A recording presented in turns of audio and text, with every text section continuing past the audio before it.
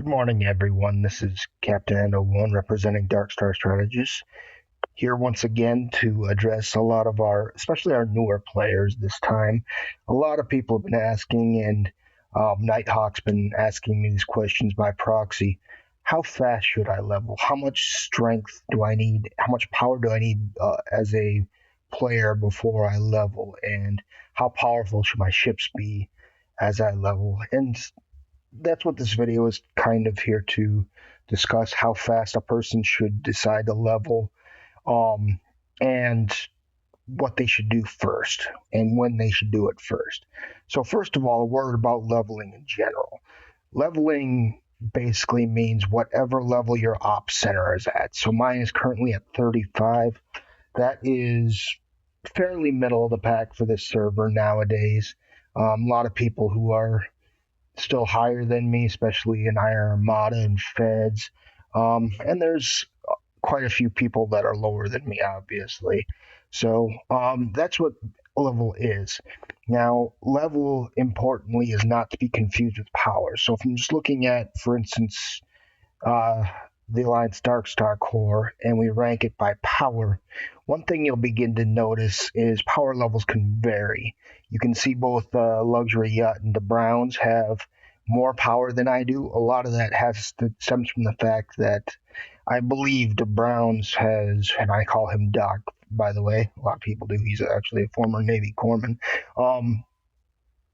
He has, I believe, all of his upgrades to his defense platforms. That's typically where a lot of your base power comes from. And that's pretty important because if your defense platforms are powerful, that makes it less likely you'll be successfully raided. And as Jeller can attest to last night, that can be a pretty miserable experience when someone drains you out. So having a stronger defense anyway is a very helpful thing to have in place, so you can deter external threats from coming in and raiding you.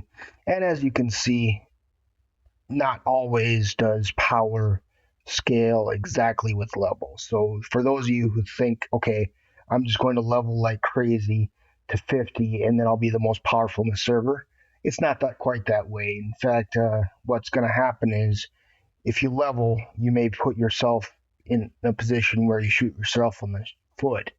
Your ships are not as powerful as they should be, your quests are harder, and you can't get much done. So you basically sit there and wait for repairs because you can only do so many missions and it gets too expensive. So really what you should be looking at first of all is what level you're at when deciding whether I should move on or if I should stay put. So as you see the little purple hand thing, always lend your buddies a bone. So now, the first 14 levels, it's important to realize, are basically a tutorial for you. The first milestone is definitely level 14. At level 15, your base can get raided. So prior to or before leaving 14, you want to make sure you're at least comfortable with that because you have to begin to manage what's known as a peace shield. A peace shield is what people refer to as the bubble. And when you put one on, other players can't hit you until you decide to take some sort of hostile action against another player. So your peace shield will remain intact as long as you don't go out and hit other people. You have a peace shield, and you can operate without a peace shield, and that will make your base susceptible to hits. But if you're online, you'll be able to see it happening. So that's not necessarily the end of the world.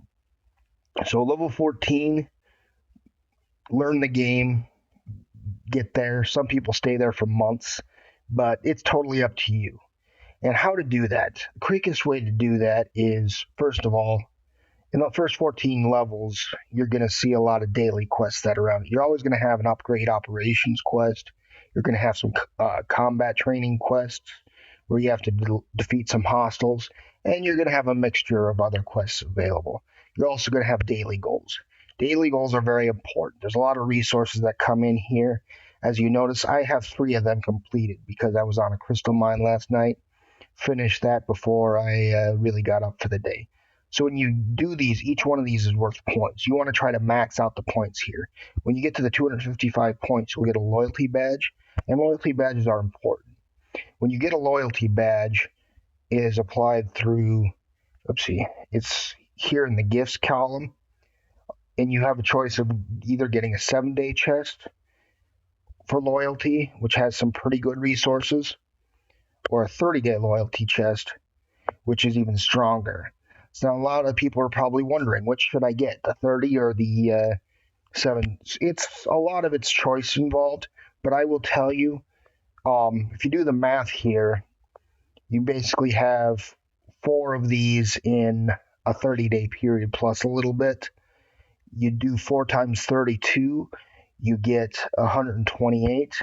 That is compared to 160 resources you're getting on a 30-day.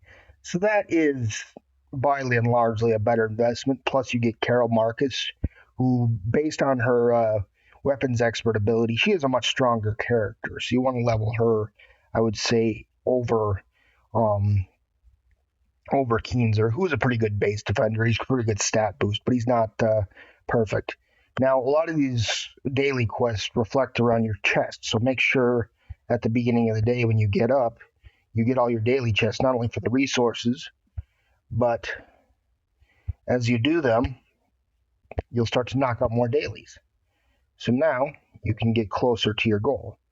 Got your fortune finder for the 24-hour chest, brings you up a little bit. And in this case, I'll do my crystal. Now, your daily menu is going to look similar to this. Usually not going to be quite as long. As you might recall from the last video, I have all 3 factions in the positive. So I have quests that involve my own standard character, which are the swarms, the regular hostiles, the regular mining, the looter, the alliance unity, research projects, prime real estate, and power creep. But and I also have things that are specific to my faction, which are hostile hunts and mining for gas, mining for ore, and mining for crystal. Now, when you have this money, this is one of the big advantages of being dual faction early. Having more of these quests will allow you to complete more of your total points necessary to get to 255. One thing you'll realize is when you complete all these quests here, you'll get to 255 long before you've completed all these things. So usually for me, it's involved with killing the hostiles. Once I wipe out all the hostiles in the group, that will usually get me all the way to 255 without even having to worry about mining. But I mine all the time anyway. So that's another thing you want to look at. The next thing you want to look at is, of course, your refines. Refines are very important. They provide you a lot of the uncommon materials and sometimes the rare materials you need to advance your starships, later on advance your base, and overall advance your research and all sorts of things that you're trying to do. So go ahead and do that. When you do refine, usually you don't necessarily have to level at the 75,000 drop, even if you got it to spare. And as you can see in crystal and in gas, I do. But even so, it's not necessarily a given that you'll need to worry about that. So since I've completed my crystals for today, again, throw helps where you can find them. Helps you get towards that alliance goal and will help you help the other players help in their research and their repairs and other things they're doing. So now, always look at your mining opportunities. Now, if you remember, I have gas and I have ore left to do. I'm going to go ahead and choose my gas next because that's easiest. Now I have a favorite spot. This is based on being a level 40 or having access to Warp 40 systems. I like to flip some dilithium nodes out in Groombridge where I can. Pick one out, send my Horizon, who's got a crew with Domitia and my weaker miners, basically. And her sole purpose is to flip that node, because later on today, it's going to take me about 2 hours to do it. But, and then hopefully it'll turn into a fuel node, and I can send over my ship that's rigged, which in my case is an Antares. I can assign to Pring over there and mine the gas and knock out that daily. So get these dailies done. That's very important as far as advancing your characters and building your strength. Now, build your base too. Now, remember how I mentioned that some people are stronger than me at level 35 and some are weaker? And a lot of that, again, has to do with the defense platforms, the docking stations. Now, when you're at your level, you don't necessarily have to level everything to upgrade your operations. Right now, I need my shipyard to get my operations up, which involves both my R&D department and my science lab. And my if I do my R&D department, my science lab will be accessible to 35. I can literally do those three things, then go straight to the ops and nothing else. In fact, I could have done that without leveling a lot of stuff I had already, and I don't have to do anything with the docking platforms. Now, in your high 30s, that actually might make sense. By this time, you've already reached a point where it's going to be a little scary for even bigger players in some levels to try to hit you. Because if you're online, you'll be able to take them and you'll be able to blow up some pretty expensive ships pretty easily. But when you're lower level, you may want to take some time at certain levels. So when is that? Well, there are certain thresholds. Again, 14 is the big one. Once you level to 15, your base can get rated. So whether you spend 10 minutes or 6 months at level 14, that's totally your call. But you may want to take some time if you don't feel comfortable with the idea of getting rated quite yet. You don't want to worry about your peace shield management. Now, the next consideration, as you level at 15 and beyond, you can go ahead and just shoot up to 20 as quick as you can get. There's nothing really for you in the 15 to 20 range. The one advantage to staying low is all players have a certain minimum level they can hit. Mine, I believe, at level 35, if I'm not mistaken, is 24, which is, in my opinion, pretty ridiculous because if you compare me with an Enterprise and a D4 to a newly leveled 24 who might not even have a Kamara yet, that's pretty insane. I mean, I could sit there with one of my ships and just let their fleet pound one of my ships mercilessly for probably hours, and they might take it out after a while. And obviously, that would be stupid of them to do.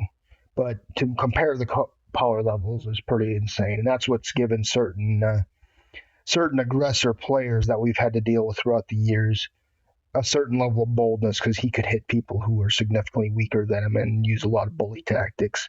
I don't approve of it. I've made my fleet intentionally strong to counter people like that and to protect a lot of weaker players. But I mean, each person has their own play style. You can't choose it for them.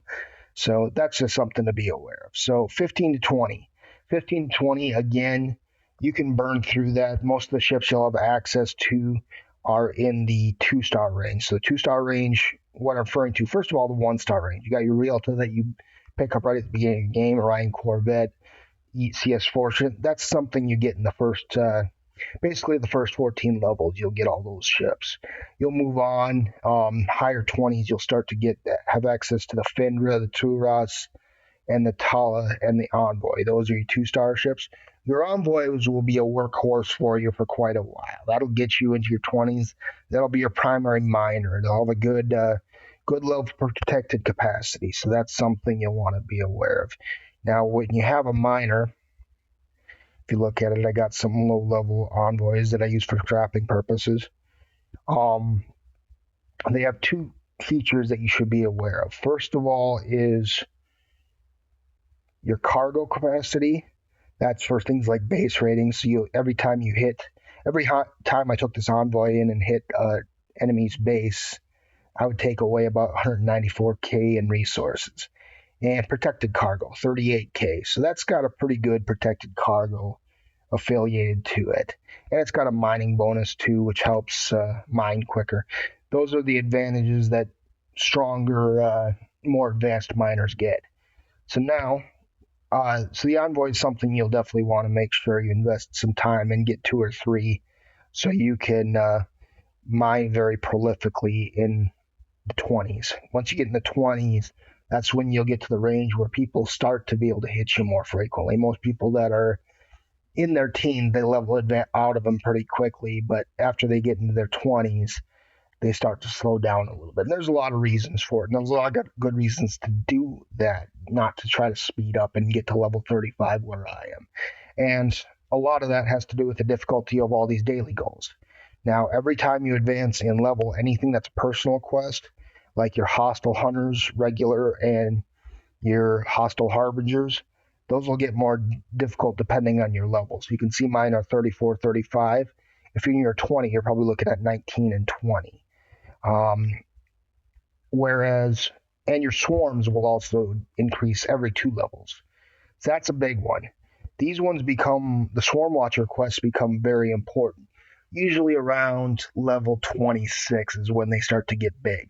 Because once you level to 26 and 27, you'll have to start looking at popping 26 swarms and I believe 28 swarms, which even with very advanced regular ships like your Kumari and your Vaklas, that gets to be very difficult to do. Now, Franklin is a very important ship to have if you can get it, however you can get it. I'm not sure how easy it is to get these days if you don't have it already, but because that's one that'll tackle your swarms. That'll make those quests a lot easier. So that's some things you'll want to invest in your early 20s as soon as you can get them. And you got 3 different types of ships that are available to you. You have your Kara, your Vaklas, and your Kumari. Now, Botany Bay is something that's here as well that you'll consider. That's really important for augment space, but a lot of people can get by just fine without doing augments, and a lot of people do that. You can also have access to the North Star. In fact, I believe that's accessible as early as level 14, but that's kind of a niche usage. It's not very good as a miner is concerned because it's protected cargo even when maxed, and I'll show you a maxed North Star in a second here. I have my North Star maxed, but it does have a very high warp speed. That's one of the positive things to it. But even with T'Pring in my bridge, my protected cargo is less than 5,000, and it mines pretty quickly at 1,300%. And with that going on, you slap that on a mine, it'll run that mine to the point where it's overprotected cargo very quickly. And that basically invites, by most people's ROE standards, free invitation to pop your miner and take your mine from you. So it's very niche. It's better at actually taking mines and holding it for one of your other miners, like your Envoys or your Horizons, to take over and run for the long term and do most of your mining. Now, so level 20, where things start to pick up, you want to start to actually spend some time on your ships. So now, you don't necessarily have to spend on all 3. Your Kara is decent. A lot of people like to invest some time into that. Your Vaklas is pretty good because it's something that's a pretty good substitute. If you can't kill swarms with a Franklin, you can bring in a Vaklas, and you can do pretty decent on up to, I think, 28 swarms are probably the maximum swarms you can take on realistically at that power levels. I think you might be able to knock out like one and get a second one down, if not taken out outright. Kumari's, that's the strongest of your 3-star common neutral warships. That's the one that's going to be your workhorse, and that can do most of your hostiles up to about level 30. Really, 28 is where you need it to, because 28 and 29, you begin to have access to your tier 2 faction warships, which are your Bortus, your Saladin, and your Centurion, depending which faction you've chosen to go with. So those are pretty helpful for you. You want to make sure that you have strong warships throughout. If you're reach the point in your 20s where you can't defeat in your daily goals your hostile hunter, your hostile harbinger, and most of your faction hostile quests, that's a good indicator maybe it's time to slow down and not level some more. Because if you level your ops center more, you're going to be looking at quite a lot more difficulty. And if you're already in the position where you're having a difficult time completing those quests, you're going to wind up not getting your loyalty badges eventually, because you won't be able to build up your buildings, and you won't be able to kill any swarms, and you won't be able to do research all the time. You're going to run out of stuff to do, and you're not going to be able to fill all those 255 points. But as long as your factions aren't so advanced, that's a word about the faction quests, they're not based on your level. So when you're looking at the difficulty of all these here, if you'll notice, my Romulan mining has a different peak value than my Federation. And that's based on where my faction reputations are, respectively. Now, Federation, I have them in respective. I really have them right at the 10 million point because I've been doing so much work towards my Romulans to get them to consort. But they're at a lower value at consort. They're only about 500,000, whereas Federation are at 10 million reputation. So now the thing about these quests, likewise, is they also have rep gains associated with them. Every faction quest has a rep gain associated with it. So in this case, you can see from my Romulans, if I complete it, I'll get 2,000 for this one, whereas I'll get 15,000 for Federation. And that'll also take away Romulan points. So if you're trying to keep your factions relatively even, if you have one faction a step above the other, just be aware you're going to level that. You're going to bring up rep in that faction a little bit quicker just by completing these daily quests, and you'll have to compensate by other means getting your faction rep in those other factions to keep it from being brought back down again. Now, looking around at the various stuff to do, always be cognizant of finishing that 255. Again, if you're getting to the point where you're struggling to defeat the hostiles to get there, that's a good time to slow down. That means your ships aren't powerful enough, you haven't done enough research. You want to try, while you're leveling up your operations center, to get as much research done as possible. Research falls into 3 branches. It goes under combat, station, and galaxy, and all of them have features that make things more efficient for you, make your ships more powerful, make your research, your buildings, everything go quicker. You want to do as much of that as you can while you can. And the only thing that should really stop you from doing research is when you become very resource constrained, and trying to press through it doesn't do you any good. And also there's some various events. Now, when you log in the morning, take a look at what events become available. In this case, we have a research event and we have an officer event.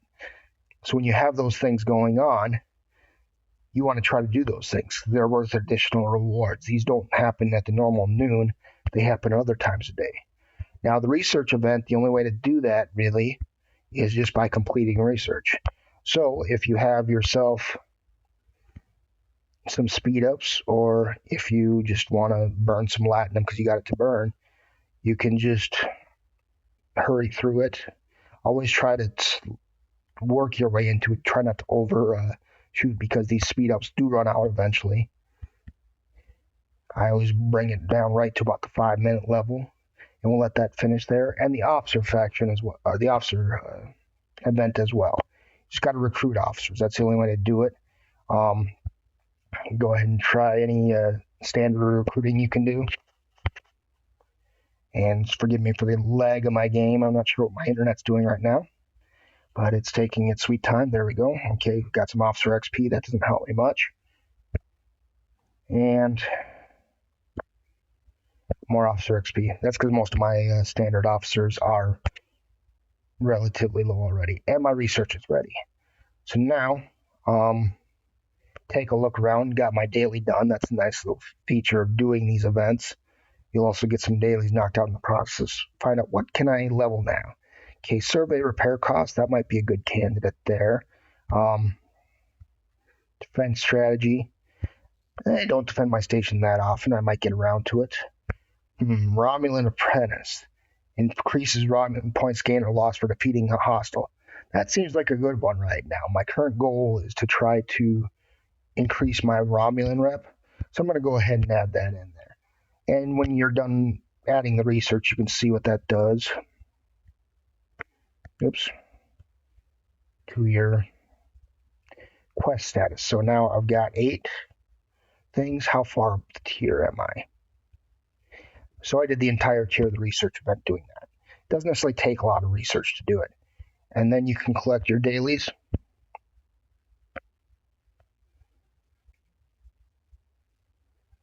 And you can see I've already got 3 of my 5 treasure boxes. And I'm quite a ways into that loyalty badge. And you haven't seen me do anything but mostly talk here. Most of that happened while you're here on stage. So it's really easy to work these things efficiently. Back to officers. Another way to work your officers is you can take a look at your faction stores. So now in this instance, maybe I feel like I want to level Klingons today. So you can start getting, to the extent you can access them, some of the recruit rewards that are in the store. So I'm just going to go ahead and I'm just going to get them all. I'm just going to, just for showing purposes, I got plenty of faction credits right now. I'm going to show you getting a bunch of Klingon recruit tokens because officers are important. That's another thing you want to develop as you level. You want to make sure that your officers are stronger because officers, they make the biggest difference in your fleet combat. When you're taking a warship against a warship, a lot of the time, even if your power is lower, if you got a better officer complement, you can usually win an engagement depending on the circumstances of the fight. That's very helpful to know. So now you got all those faction, those officer recruiting things. You can go ahead and go to the Klingon recruit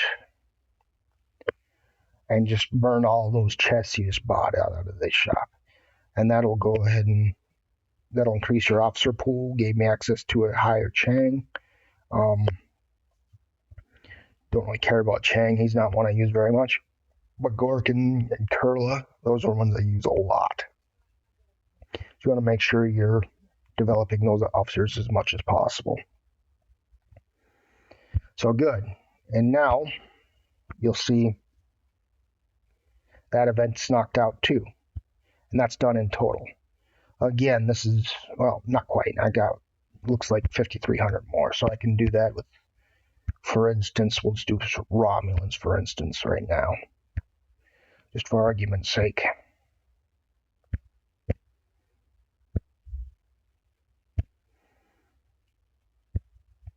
Work my way through those. And the only difference between the Romulan recruits, or any of the recruits, the higher levels and lower levels, is cost.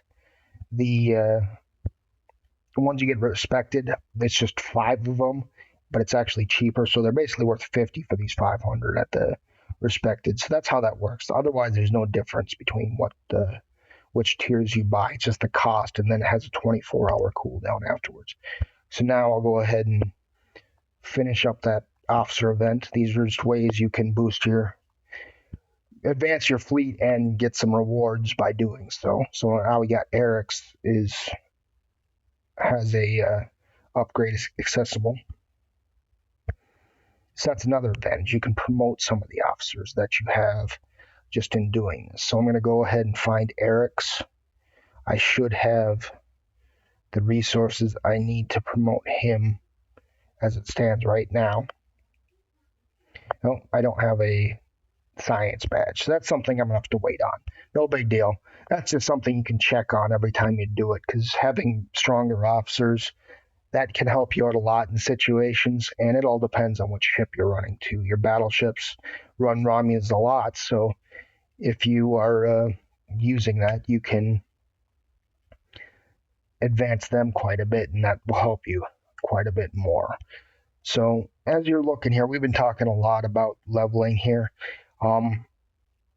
Always balance your strength towards daily completions. That's your single best indicator of, that's your measuring stick of whether you're ahead or behind in strength and research. If you get to the point where you can't complete any dailies, especially hostile dailies, very good time to slow down. Now, there are certain milestones you'll want to hit. 20, you get access to the Kara. 22, you get access to the Backless. 24, you get access to the Kamari. The Kamari is a ship you can take all the way to, like I said, 28 or 30. Now, you don't necessarily have to get the 26 faction ships. Some people can, they look cool to some people. They're kind of useful, but honestly, a Kamari can pretty much substitute for any of them all the way up to 30. 28, though, you get some really good faction ships. You also get access to the fourth dock. So in your 20s, you'll have 3 docks for the most part. Level 28, you'll get access to that fourth dock. That's done in your research under your station, your fleet commander, the dry docks that are available, and that's what gives you access to flying more ships around at once. So that's an important milestone. You may decide to rush to 28 because of that dock. I can totally understand it. Having more ships accessible allows you to do more. And you'll be able to do that all the way up to 39 and get the 5th dock. So I totally understand people who want to rush to 28. But also keep in mind, swarms happen around 26, and those start to get harder around 28. You have to start killing 30s. That's going to be very hard to do if you don't have faction ships and you don't have a strong Franklin.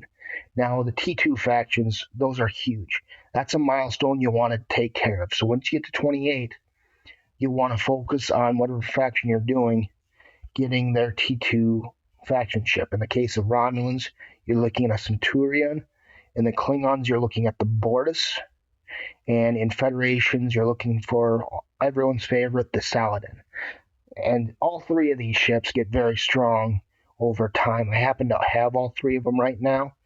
2 of them are advanced quite a ways. In that case, my Saladin is maxed, very viable at my level. Not as good as my Enterprise, not as good as my Burrell, not as good as my D4.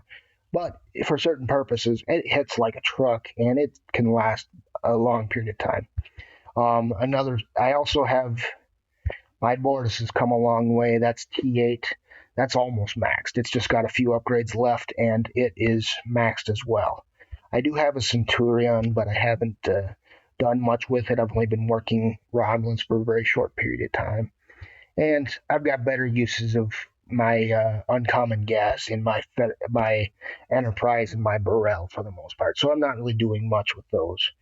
But you can take these ships and you can go out and you can kill swarms, especially when you've advanced them to the point where I have here. First of all, you'll want to make sure that if you do it, you take advantage of all the crew slots you get, especially when you're higher tiered.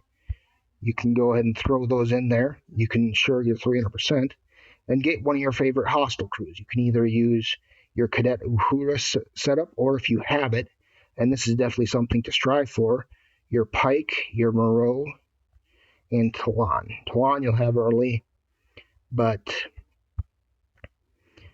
Pike and Moreau comes a little bit later. Pike, it takes a while to get to them. But you can take them out here, even if you don't have a Franklin, especially when it's this advanced, and you can kill swarms, and you can kill 32 swarms with these. I'll go ahead and show you that and talk while I'm on the way here. So you can take these, if you tier up these tier 2 faction ships all the way, you'll be able to do a lot of the stuff you need to do in your 30s. I'm 35, and I could even work towards these things. But it's not nearly as efficient as my Franklin, which can burn through an entire set of dailies worth of quests in one swing. You definitely want to get the Franklin if you can get to it, but these level 28 faction ships can be a huge bonus to you in getting that done if you don't have a Franklin built up very well. So that's just words of advice there. The next milestone after 28, first of all, I should speak to 26. 26 is another important milestone that comes along, and that's the ECS Horizon. So the ECS Horizon, if you compare it to the Envoys, right now here I have a Tier 6 Horizon as my baby Horizon. I also have the big Horizon, which I'm currently using to mine to lithium. But there's some stark differences between the two. Now, protected cargo, even at tier 6, is already better on a base level Horizon than it is on the Envoy maxed out. So that's something to be aware of. I already have better protected cargo. My mining bonuses are much more severe. So if I look at comparably the best Envoy I currently have, which I haven't scrapped yet, if you look at the mining bonus, it's only 745%. Whereas on just the tier 6 Horizon, I'm at 1100%. So it's going to mine a lot quicker. That's going to get your dailies done a lot quicker. Horizon is a very good investment. Make sure when you get to 26, you get the first one as quick as you can. And as you're killing hostiles, you'll be able to build more. I actually have 2. I used to have 3.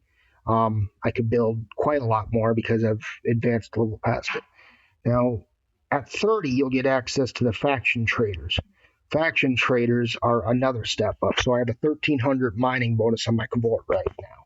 And that's added to that in their main stats. They have a ship ability, a crystal mining laser, which gives 163% to crystal. So when you're out there, if you've done a lot of research, you'll see some pretty insane rates. I'll show you an example right now while we're talking of how quickly you can mine crystal. Right now at the research tiers I'm at, and with everything else, I may have to check. Okay, if I'm just looking at the mine, that's without even switching around my officers. I get 14,000, almost 15,000. So if I switch in my crystal miner in there, I can mine at almost 19,000 an hour. So even when I have 25,000, I could do most of my mining in an hour. That's why I woke up with all my mining done, because I had such a great miner on it. And this is only a T5 Cavort, so it's got 4 more tiers to go. Now, to show you what I was talking about, my Saladins finally reached swarm space. You can go ahead and you can do fairly decent killing these swarms with your Saladins, you can even do it with your Bortus. It's not ideal, but you can also do it with your Centurion. And you can kill, as you can see here, I didn't take that much damage. Still not as efficient as your Franklin is when it's well developed, but it's a way to get it done. And it can do these 32s. I don't think it can do the 35s. I haven't tried, but if you got to that point, you've got more options available to you anyway. So that's just, I want to show you that these tier 8 faction or tier 2 faction ships can very easily deal with these swarm threats. So 28th, you're going to want to spend some time building those tier 2 faction ships you get access to, because that can make a huge difference in completing those dailies. Because if you're not completing the dailies, if you're not able to complete the dailies, you're also not able to complete the daily events that they run. In this case, it was swarms, and I finished mine hours ago. And if you're not finishing the events, you're going to struggle. I mean, that's what it comes down to. You're not going to have a lot of fun. You're not going to be able to do anything. You're just going to sit there and you're going to mine all day, which is something you can do, but it's not really the best way to get enjoyment out of this game for most people. So that's my advice to people. Just throttle your strength to make sure you can complete your dailies. If you looks like you're starting to struggle, that's a good indicator. Maybe it's just time to start researching, build your ships up. It's in your mid to late 20s. This is the case. Yeah, you want to make sure that you slow your pace. And after that, you'll get the idea of how much you can get done. And when you get into your 30s, you'll realize, okay, it's always striking a balance. Do I upgrade my station? Because that costs resources. Do I upgrade my research? That costs resources. Or do I focus on making my ship stronger? Because that costs the same resources. You're always going to be making a budgeting decision, so to speak, there to figure out what's the most efficient use of all of your resources and your expenditures in speed ups and things like that. So forgive my Facebook pop-ups. That's really all there is to it. It's just a personal judgment decision. Like I said, Don't worry about trying to be level 50 today. That's not going to help you. That's going to hurt you a lot. Take your time at the level you're at. If you got certain things that milestones that you'll need at the next level, then consider leveling. But if you look at the like you're struggling with the dailies, maybe don't level so quickly. If you're struggling to do any of the dailies, you're getting too far ahead in your level, and you're just gonna hurt yourself in the long run. So go ahead, slow down, take a breather, get your research done, get your ships built up, and then when you feel more comfortable, move ahead. Now, the nice thing about being in a big alliance like this is you don't have to be the biggest person in it. You just have to have big people around who can help protect you. And most of you probably do. They're more experienced. They know how to deal with a lot of the pratfalls you've already been dealing with. And they can give you advice as to how to make things a little easier. But I hope I addressed most people's questions about leveling, when to level, when to hold off. And that's about all I have today. This is Captain Ando 1 representing Dark Star Strategies. Live long and prosper. Signing out.